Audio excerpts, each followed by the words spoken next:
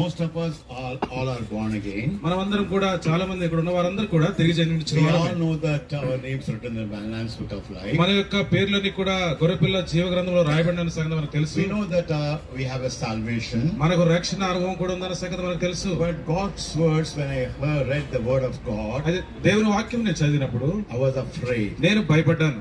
Every time I say I live only for today, నేను ప్రతిసారి చెప్తుంటాను కదా, నేను ఈ దినం కొరకే నేను జీవిస్తున్నాను. I don't fear death. నేను మరణానికి భయపడాల్సిన అవసరం నాకు లేదు.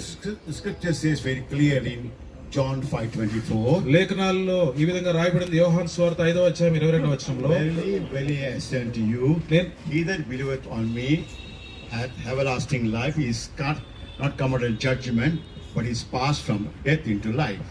బైబిల్ గ్రంథంలో యోహాను సువార్త 5వ అధ్యాయం 22వ వచనంలో చెప్పినట్లుగా, నా మాట విని నన్ను పంపిన వాని విశ్వాసం ఉంచువాడు నిత్య జీవం గలవాడు, వాడు తీర్పులోనికి రాక మరణములో నుండి జీవంలోనికి దాటి ఉన్నాడని మీతో నిశ్చయముగా చెప్పుచున్నాను. We all know that we are born again. మనకు తెలుసు, మనందరం కూడా తిరిగి జన్మించిన వారము. We all know that we are passed from death into life. మనము మరణములో నుండి జీవములోనికి దాటించబడి ఉన్నవారం మనమంతా కూడా. The most important thing is అయితే ప్రాముఖ్యమైన సంగతి ఏంటంటే, what happens after death. అయితే మరణం తర్వాత ఏం జరగనైన